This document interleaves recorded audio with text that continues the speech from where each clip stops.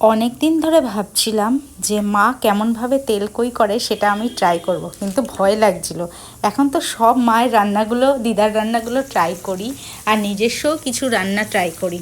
তো আজকে সাহস করে শুরুই করে দিলাম তেল কই রান্না। ও বাজারে ভালো তেল কই কই মাছ পেয়েছে, সেই কই মাছ নিয়ে এসছে। রায়ন তো কই মাছ খায় না, তাই জন্য ওকে ভেটকি মাছ করে দিয়েছি এরকমভাবেই, আর আমরা তেল কই রান্না করছি। আর এতে মশলাটা দিয়েছিলাম শুকনো লঙ্কা, আর হচ্ছে কাঁচা লঙ্কা আর জিরে, এটা পেস্ট করে নিয়েছিলাম। তারপরে এরকম তেল দিয়ে মেখে, সেটা তো দেখতেই পাচ্ছ। তো রান্নাটা করার পর সত্যি খুব ভালো হয়েছিল, আর মাকে খাইয়েছিলাম রান্নাটা। মা বলল একদম আমার মতন হয়েছে, এটাই বেস্ট কমপ্লিমেন্ট। আর কি চাই, মা যদি ভালো বলে দেয়।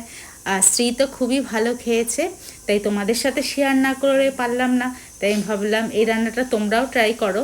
অনেকেই হয়তো জানো, আমি নতুন করছি দেখে আমার খুব এক্সাইটেড লাগছে, তাই তোমাদের সাথে শেয়ার করলাম।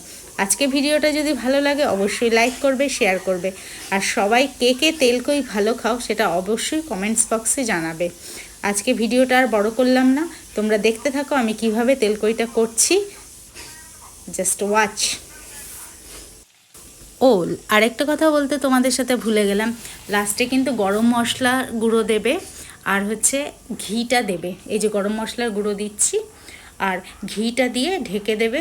আর সেটা দিয়ে আর একদম ফোটাবে না, কারণ তার আগে তো কড়াই হয়ে গেছে মাছটা। এটা লাস্টে দিয়ে একদম নামিয়ে ফেলবে। গরম ভাতে আহ কি সুস্বাদু!